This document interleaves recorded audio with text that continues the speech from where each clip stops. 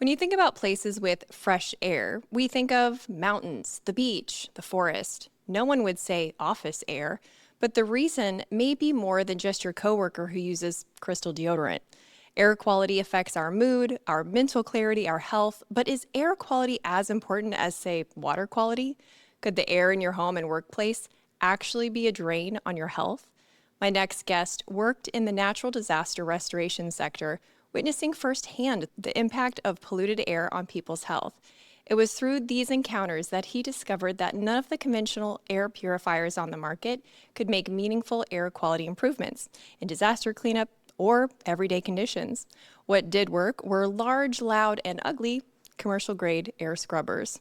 That's when he launched Jaspr, a low key and efficient air filter originally sold to dentists, which more on that later.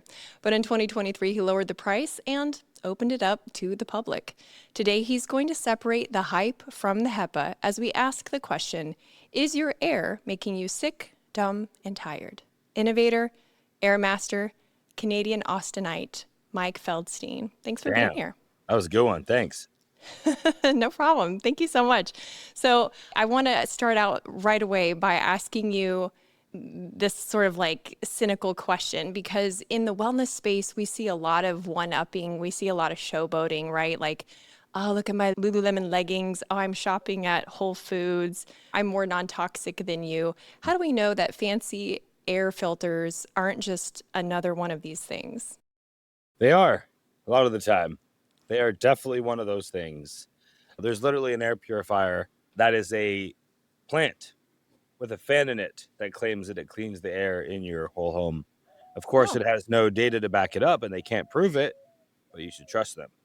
So, yeah. And honestly, I think this stems from the fact that whenever you go to most of these third party labs to get your data done, the first question they usually ask you is, what are your marketing goals? Because we want to help reverse engineer a study to help you with your claims. oh, It whoa, that's like how the sausage is made. That's standard. That's how if you see like Clorox, we clean 99.99% of the bacteria. When they do like their EPA testing and stuff, they only need to clean like 1 square inch. So you can get a lot of elbow grease on such a small surface area. So air purification is no different than water filtration or red lights or saunas or supplements or anything like that. And I think that's where you want like as much real world examples as you can, because everybody wants third party lab data, but every third party lab is a business. And if they didn't give people A+ results, people would stop going to those labs. And that's why our data and our science is mostly like a sleep study or filling a room with mold and removing it. Like all real world, practical, community led studies is more what I like as a consumer. And that's what we focus on here. But yeah, you need to be really careful about claims and stats that you see from brands. That's interesting. So it's more about the question that you're asking, not like, is it just another, status symbol, but how is the data collected and what's the process of the Air data purifiers collection? talk about how many square feet does it cover. What Yeah. they don't tell you is, what's the ceiling height? Is it 8-foot ceilings or is it 16-foot ceilings? Because if it's 16-foot ceilings, that's twice the air, so half the effectiveness. They also don't tell you when they talk about square footage coverage, that's assuming the air purifier is on full speed all the time. They also don't tell you what covers means. Does that mean the air is 10% cleaner or 99% cleaner? They just say covers 1,000 square feet. And be like, my place is 2,000 square feet. I'll buy two. Check. We're good. And then they don't know if it's working. You wonder why. Interesting. And when you're talking about illness, like reversing, a problem for you or your kid or something, I mean, the details do matter. Unless you are just trying to check a box to kind of showboat that, hey, we're doing well, and look, here's this fancy air purifier to prove it. But for people who are trying to mitigate illness, who are really focused on wellness, one of the big areas of concern is our brain health. Alzheimer's and just even brain fog, it's kind of like a tender topic. It's something we deeply fear is loss of our brain function. So what impact does air quality have on brain function? Well, the thing that fuels your brain and most of the cells in your body is oxygen. And I call air sleep fuel by night and thinking fuel by day. If you stop breathing, you won't be thinking for very long. You can go 3 weeks without food, 3 days without water, and 3 minutes without air. So if air is your fuel, it's much like anything else. If you feed your body a clean food source, a clean water source, it's no difference than your car or an engine or a motor. If you want your body to run good, you want to give it the cleanest possible fuel. Unfortunately, most of the air that we're breathing in now is indoor air. A lot of people are spending over 95% of their time indoors, especially when it's hot in the summer, cold in the winter. And air indoors is typically 5 to 10 times worse than outdoor air, because the best air purifier in the world, it's not Jaspr, it's nature. It's the sun, the wind, the trees, the rain. And since the 70s, we've been building our homes incredibly environmentally friendly, which means tight, tight, tight, tight, tight. So everything is trapped. What's outside comes inside, and then everything's trapped inside, whether that's pet dander, paint, off gassing from your furniture, insect parts, mold, all of it. And it's trapped inside. And then because our home is sealed up so tight, we don't have the benefits of, we don't get the UV rays from the sun, no wind, no rain, no trees. So we're not taking advantage of the best air filtration system that's out there. And that's where the big problem lies. It's the fact that we're inside, tight with all the chemicals and everything, and then most people aren't even filtering it. I find when it comes to technological advances that optimize, especially our cognition, the US government is usually in possession of whatever thing, gadget, tool ahead of time, and they're using it to optimize the performance of their war fighters. Have you seen any of that in the area of air quality?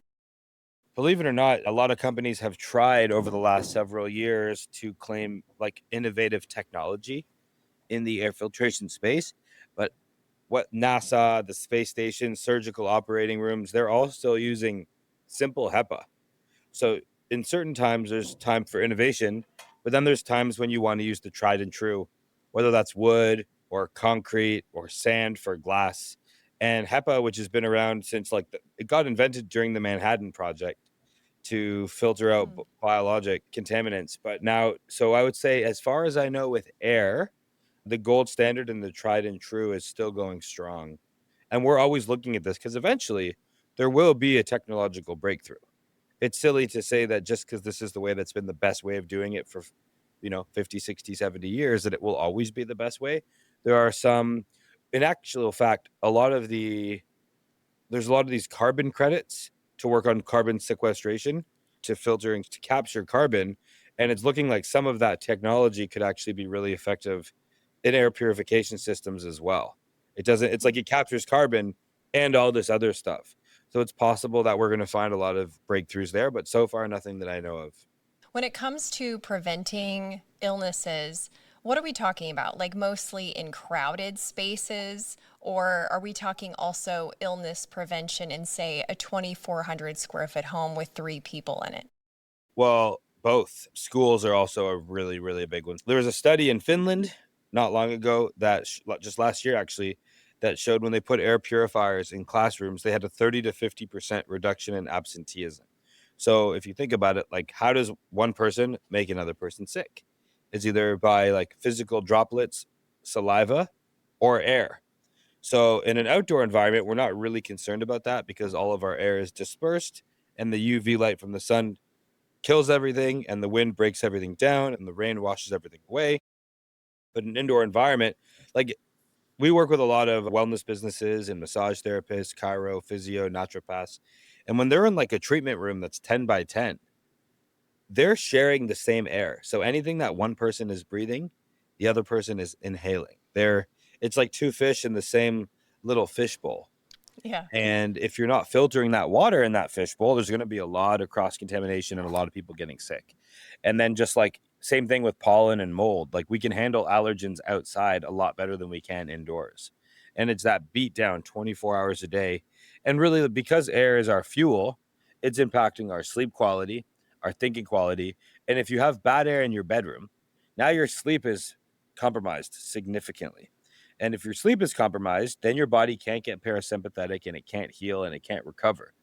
So I think like the most obvious no brainer for people with air is make your bedroom a clean air sanctuary. right? You want a comfortable bed. You don't want any bright, annoying lights. You don't want it to be loud. You want it to be a little bit cool, and you want filtered clean air. Because when you have a clean air environment, like most people, if you're not filtering the air in your bedroom, the average bedroom has a million particles floating around, whether that's pollen, mold, cedar, dander, insect parts, chemicals, all that stuff. So when you filter your air and you get it 20 times cleaner, your body's not playing defense all night long. And when it's not playing defense, it can start recovering and healing. Then your stress bucket, your stress load comes down. And then, like, it's amazing when people have struggle with really bad seasonal allergies. And simply by filtering their air, their seasonal allergies are completely gone and their sleep is better. And then because their sleep is better, their energy's better. They're more likely to go to the gym. They're going to drive better. They're going to think better. So to me, like the number one sleep hack is life hack, health hack is sleep. So anything that contributes to good sleep is just going to be an amazing place to invest your resources. Tell me about the experiment that you did with your daughter's daycare too, because I thought that was interesting. It's a problem a lot of parents experience, their kids coming home always sick, getting everyone else in the house sick. What happened with that? Yeah, and they normalize it too. So when my daughter Aria, she's 5, she just turned 5. When she was just around 3, we sent her to daycare for the first time. And it was like a school, a daycare school thing. And within the first 2 or 3 days, she came home completely congested and coughing. Okay, then it took her like a week to get over that. In that time, my wife Rachel got sick too. And then just as she was getting over it, at the time we had a baby, she just started to get sick too.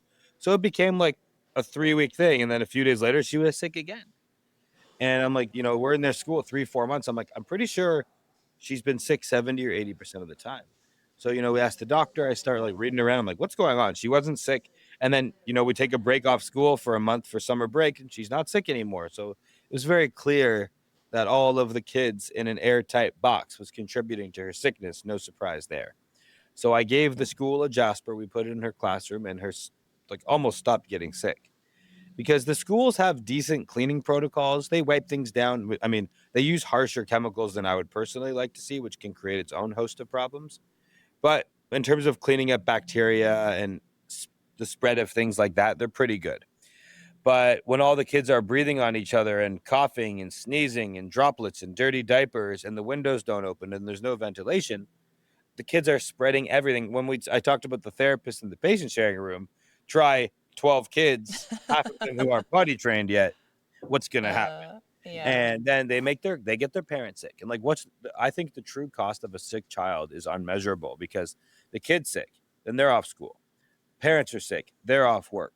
So just like the productivity of a country is really significantly impacted by a sick child who then spreads it across their whole class and the problem gets really out of hand. So when I saw how effective the Jaspr was, I started to go down the rabbit hole more. And yeah, that's why that Finland study really caught my attention because they did this across 80 classrooms and they got a significant drop in absenteeism in both the kids, the students, and the teachers. And that was just the tip of the iceberg, right? They don't have filtered water. They all have like these Glade plugins and fresheners and toxic chemicals. They have these bright LED or fluorescent light bulbs that are flashing and messing up their circadian rhythm because the sun has a certain, frequency and brightness to it that changes throughout the day. But our indoor lighting is static throughout the day and it's flickering at a very unnatural rate. So air just kind of opened my eyes to like, wow, sick building syndrome is a real thing that companies have known about for a long time. Yes. Oh my gosh. I am so glad that you brought this up because I had never heard about sick building syndrome before until I started going to a functional medicine doctor. And so I actually wanted to share this with you. I took my PDUPS, which is like an interesting experience within itself, for a mycotox test. And my ochratoxin A was 52, my citrinin was 75, and my mycophenolic was 272, which seems like not good. How common is this to get from living in a place that maybe has mold or, rat poop or whatever causes all these things? Is this common? And how bad is this? It's really common. And it's not just that, right? Like it only takes one night at a hotel or one day on a plane or one day at an office or at a concert to be in an environment like that. So even if some people have their home environments dialed in, We don't control a lot of the environments we go into. It could be a restaurant, it could be a coffee shop that we frequent. Most people just aren't even thinking about it. Whereas like if your kid jumped into like a dirty pond at the side of the road, you'd be like, you'd get him out, you'd wash the clothes, you'd rinse them down, you'd be like, you just went in dirty water. Like, are you going to be sick? Let's take care of this. But when we live in dirty air, no one thinks about it. I like the analogy of a swimming pool or a fish tank. If you have a swimming pool, you don't wipe the sides of the pool with a sponge every day. You filter the water. That's how you keep it clean. If you have a fish tank, you get a water filter. But with our homes, people are so busy mopping and vacuuming and wiping surfaces down and forgetting to actually clean the air that is in their home. Almost everybody who gets a test like the one you did, whether it's heavy metals or mycotoxins or mold spores, is quite elevated. So when you have unfiltered air at home, and then you don't have, maybe you're also not drinking enough water, maybe you don't have a good detox protocol. So you probably were put on some sort of binders or detox protocol when they discovered that within you, but it's shockingly common.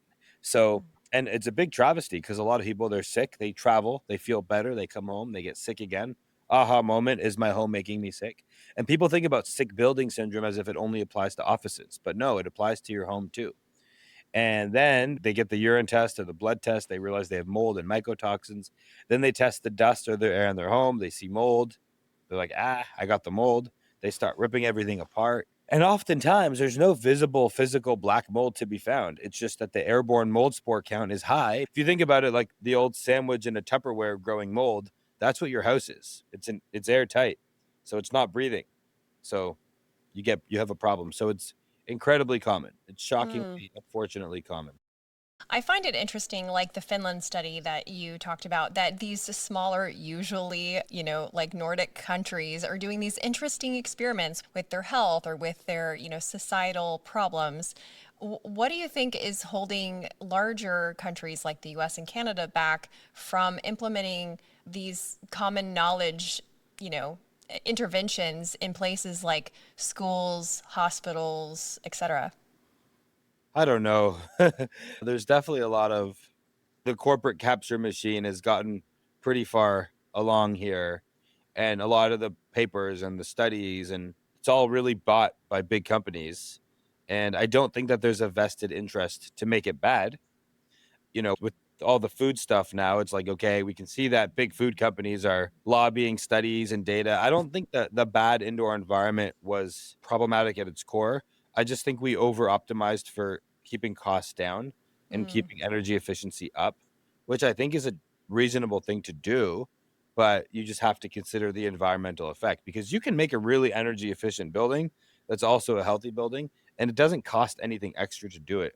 It's like if you're designing a home, you can use the exact same materials to build a home, but you could design the home with 100 different layouts. And certain layouts are going to be like awesome for your family to exist in, and then certain layouts are going to make no sense, and they're going to be weird, unfunctional layouts. And the same thing is true for like the mechanical systems in buildings.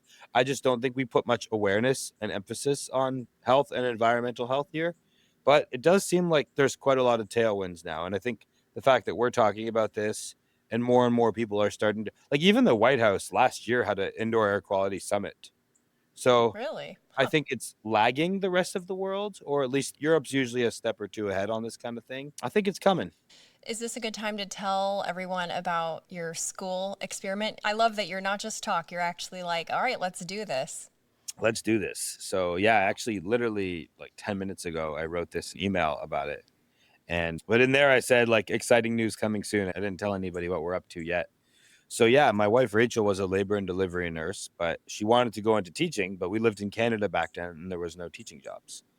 And I'm 35 now, since I was 19 and she was 18, we've been working on curriculums. Like it's something that we've been thinking about way before we had kids. Just like education and how to learn and what to learn, not less what to learn and more how to learn. And uncommon common sense is a whole pillar of things that I think about all the time, that we wanted to, like, we were just thinking about with our kids. We weren't thinking about this in an institutionalized school way. It's just like, what are some important things that the school won't teach your kids that feel important?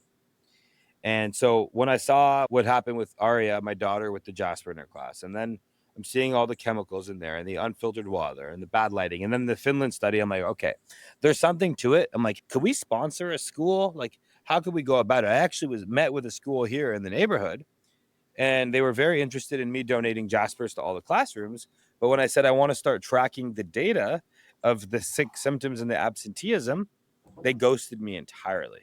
Ah. And I'm like, I don't know why, but they fully ghosted me. It was called the Children's Center of Austin, actually. I don't mind calling them out because it was horrible. Like, why can't we? And then I'm like, okay, let's just put the Jaspers in all the classrooms, and completely ghosted me. And I still don't know what their motive was to not want clean air for the kids. I don't know if their hygiene protocols were bad. I don't know if the owners were scared of highlighting how sick the kids were getting. I'm not sure. But we felt very limited in what our impact could be. We've been donating Jaspers to daycares for the last couple of years.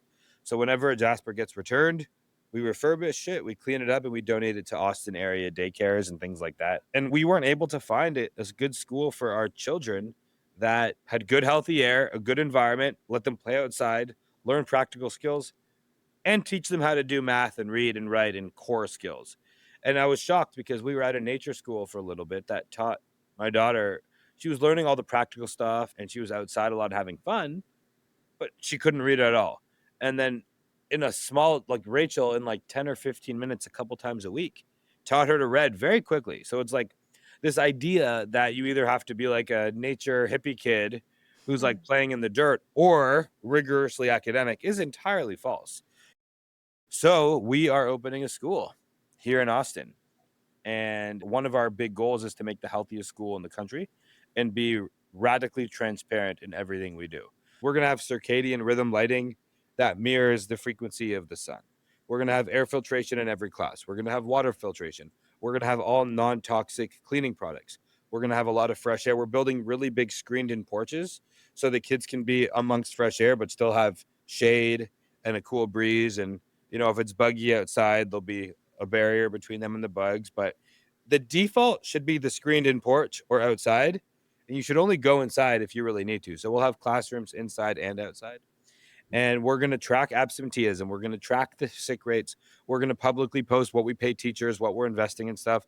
And the goal is to show that we can have really healthy, really happy kids and show other people how to do the exact same thing. So we're opening up in the next few months in August. So the school is called Kindling Academy. And the reason why it's called Kindling is I believe that every person and every kid has their own spark within. And if you put big logs on a little fire, you suffocate it and you put it out.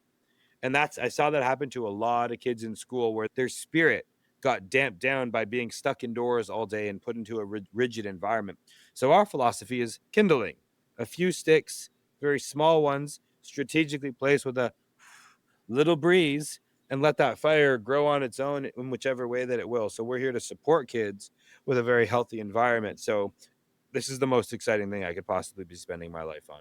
Yeah, but it is really exciting. And, it is an unusual, at the moment, way of doing things because the normal things, the typical things, which I want to talk about and have you kind of respond to, are maybe the opposite of that. So, like when we think about, oh, this room smells stuffy, we use Febreze. How does Febreze work? Yeah, so I don't like the word air freshener. What I like to call it is air makeup. They're covering up odors with chemicals. Great. It's just like the food dyes and everything else. It's no different. It's basically a food dye for your air. And it's just a lot, a lot of endocrine disruptors and a lot of other chemicals. It's a deodorizer. It's a deodorant. So there's chemicals there and that trick our responses so we don't smell that other thing at all. It overwhelms and floods our nasal passageways to just be completely singularly focused on whatever fragrant or chemical scents that they put in there, which is why it's not natural. Because if it was natural, you'd probably smell both things. Fresh air is always the best air freshener. Getting the sun, getting the UV light on thing, getting the wind on it. The problem is when we're adding scents to areas that don't need scents, like Airbnbs and hotel rooms and classrooms. Like if you get clean smells neutral. Clean smells like nothing. So if you go in to buy a home and you see 10 air fresheners everywhere, it's a moldy house and they're covering up the mold Uh, with Glade plugins. Okay, that brings up a good question. If someone has a new build, a brand new house, no likelihood of mold, do they need an air freshener? I mean, everything's new. Actually, new homes are some of the moldiest homes. How? Wait, how? Well, the reason why is for twofold. Number one, homes aren't built very good right now. So oftentimes, all that lumber that's going in your home is just sitting there. It could literally rain the day they frame and seal in your home. Oh, yeah. Also, if the home is built so tight, it's not breathing. So often, an old home is a leaky home, and a leaky home means it has good ventilation. So there are ways to build a new home that are great with a fresh air intake, but a lot of homes aren't built that way. Also, in addition to that, you get a lot of chemicals. So you get off gassing from the paint, the new furniture, the floor, the drywall, the insulation. All of these things are manufactured in a factory, sealed up in a box, shipped to a distributor, and then put in your home. So they don't get the few months that they need to off gas. So when I used to do air quality consulting, probably 30 or 40% of all the testing we did was people who got, new car smell and there's new home smell. And that makes people quite sick. They actually have fragrances for new car smell that they spray into cars to make it smell more new. Oh, It's not just the natural leather. Your new leather jacket doesn't smell like a new car. They really take that smell to a whole level to create that fragrant experience. And people who aren't environmentally aware or conscious of this, they don't even notice it. The Uber driver sitting there with the Christmas tree 9 hours a day, they're not paying any attention to it. If you think about it, like when you were growing up as a kid, there was just tap water. That was water. You'd be drinking from the hose and then you realize, wait, that did kind of taste pretty plasticky. And then once you yeah. start drinking filtered water, if you drink tap water, you can taste the chemicals in it. But until you try filtered water, you can't tell. Humans are really good at adapting to our environment. So we don't really notice this stuff unless you kind of pay attention. And yeah, so with new homes, all that off gassing becomes very problematic. So if anyone's buying a new home, if you can hold off for at least a month before you move in and keep all your windows wide open and just let that home breathe, that would be the best thing you could do. What about the dentist office? My dentist doesn't have an air filter in the treatment room. Should I get a new dentist? Or your dentist should get a new air purifier. But if they won't, yeah, I would. It's really important. So, like during COVID, we only sold to dentists. There was actually air purifier brands long before COVID that only sold to dentists because it's called bioaerosols. And they teach about it in dental school, but nobody takes it very seriously. So, if you test the air in a dental office, not just in the treatment room, but in the lobby too, and you grab a sample of the air, the things you will find in there are shocking. So, you will find blood, you will find saliva, you will find tooth particles, Ew. and the dentist and the hygienist are wearing masks, but you, the patient, have your mouth wide open, breathing that last person's stuff. And your mouth is the second dirtiest part of your body. Your butt and your mouth are disgusting places. So you got your mouth wide open. They're blasting high pressure water and air under your gum line, spraying all over the place. And then the HVAC system is recirculating that around. So if they're not filtering it, dentists have some of the dirtiest air you can find. In fact, the Department of Labor, when they rank the most dangerous jobs in America, dentist and dental hygienist are always on the top 10. More than cop, Wow. more than police, more than firefighter, more than a mine or coal worker is a dentist or a hygienist. And dentists are 3 times more likely than the general population to develop adult onset asthma because of their breathing in all those bioaerosols all day long. Oh my gosh. Okay, that really gives us something to think about. I really wanted to ask you this question from my friend who's an environmental scientist. I was telling him at a party that we were going to be talking. He goes, "Oh, what's the MERV level on Jaspr filters?" And I was like, "I don't even know what that means." So, Mike, what's the MERV level? So MERV is a standard, just like HEPA is also a standard. So they're typically with air purifiers, we talk in an H scale, and whole home filters speak on a MERV scale. So they're two completely different filtration standards, but it's based on how many particles that they clean. So you might see like MERV 7, 8, 9, 10, etc. But generally, from an equivalency standpoint, our MERV would be like around a MERV 17 or a MERV 18. Now, with a whole home system, I actually usually recommend a lower grade, like a MERV 8 or a MERV 10. And that's actually a little bit controversial because it comes back to this concept. The higher grade of filter means the less airflow that passes through it. So I like this saying. It's like, would you rather have 99% of $1 or 95% of $5? So oftentimes you're better off with a little bit lower grade filter because it creates a lot more airflow. But yeah, in terms of MERV, we're like a MERV 17 or a MERV 18. So, from my research, that's about the same as like a HEPA filter. What makes the Jasper filter? I know I said in the beginning it's more of like an air scrubber, but if you were to summarize in one sentence, what makes a Jasper filter superior from something that we could get somewhere else for less money? What would that be? It might take me 3 sentences, but I'll do it as quick. Okay, I'll allow three. I'll allow three. So, first of all, it's made from steel instead of plastic, and everything about it is industrial grade. So, bigger fan, bigger motor, bigger filter. And the reason that matters is because it just moves a lot more air. So, the biggest difference is the amount of airflow. If you think about a kettle's an amazing machine at heating up a cup of tea, but you can't heat your bath with a kettle because it just can't heat enough water. So, it's industrial grade, meaning the size. The other thing is it's aesthetic. It's beautiful. It has to look really good. If it's ugly, no one's going to use it. And because of the quality, it's very quiet. And then it automatically adapts to the air in real time. So if you're cooking or you're cleaning or your neighbor's barbecuing or using hairspray or incense or candles, it's going to automatically adapt to the air and show you the air quality in real time. And then another really big difference is our warranty. So a lot of air purifiers have just a 1 year warranty. We have a lifetime warranty, which I think when you're making a purchase, the support is as important as the product. So let's say your Jasper breaks, and it can happen. We ship you a brand new one. You take the new one out of the box. You put the old one in the box. We give you a prepaid shipping label, and then we send UPS to your front door to pick it up. So none of this, where's your box? Where's your receipt? Go to FedEx. None of that stuff. And if you think about a company or a product that only has a 1 year warranty, you should be asking yourself that. Why? It's because they don't believe in their product enough to have a longer warranty. So, yeah, performance, design, high quality sensors, and the warranty and support are the big things that make us different. And that's only because of my background in wildfire restoration, mold, and environmental cleanups. I was just trying to make a heavier duty product that my wife would let me put in our home.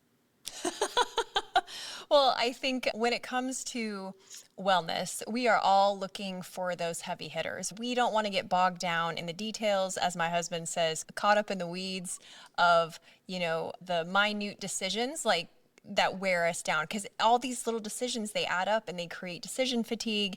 And then you tell a friend, oh, this is what I'm doing, and then they argue with you, oh no, the real non-toxic ways and it's just like you just want to chuck it all in the fuck it bucket.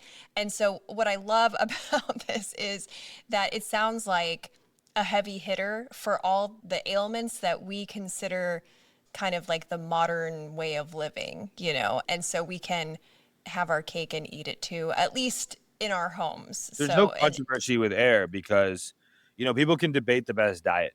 No one's going to debate whether filtered water and filtered air is a good idea. And one person true. once said it's the laziest way to be healthy. So it doesn't Yeah. mean don't eat good and don't go to the gym, but breathing clean air is just plug and pay. It's an investment, but it takes no willpower.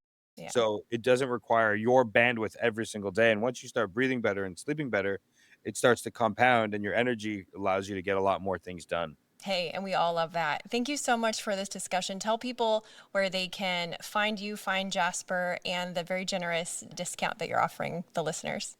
Well, for the month of May, code CURIOUS will give you $400 off of a Jasper. And the That's reason that we're amazing. able to do that, we don't sell at Best Buy. We're not on Amazon. We're not at Walmart. We believe in passing the original value proposition of e-commerce was cut out the middleman and give it the savings to the customer. And then Facebook, Google, and Amazon became the new middleman, and nobody's saving money at all. So our whole thing is just educating people on air, raising air awareness, raising air consciousness, and making good products. So yeah, for the month of May, code CURIOUS will give you $400 off of Jasper. Our website is jaspr.co. So no E, jaspr.co. Code CURIOUS is $400 off, and it will actually stack. So if you get more than one, it will combine with our quantity discount. So it can go from being $11.99 to as low as $6.99, and you can save over $500 each. And then if you, for any reason, aren't finding a massive difference in your sleep, in your allergies, and you're not happy with Jasper, we'll give you a 100% refund. but nobody ever does, because when you start really breathing clean air, it's very noticeable. My favorite review that we ever get is, I've owned so many air purifiers before and I wasn't sure if they were working. And with my Jaspr, I see it working and I feel it working. People's snoring goes away, nosebleeds, asthma, allergies. Like, it's pretty amazing. Check out the reviews on our website. And yeah, code Curious, $400 off for the month of May. And then forever after that, code Curious will still be live and it will still be $200 off. But if you really want to invest in your health for you and your family, this is the time to do it. Well, thank you again so much for this fantastic conversation, and we'll definitely be in touch. Thank you. Have a great day.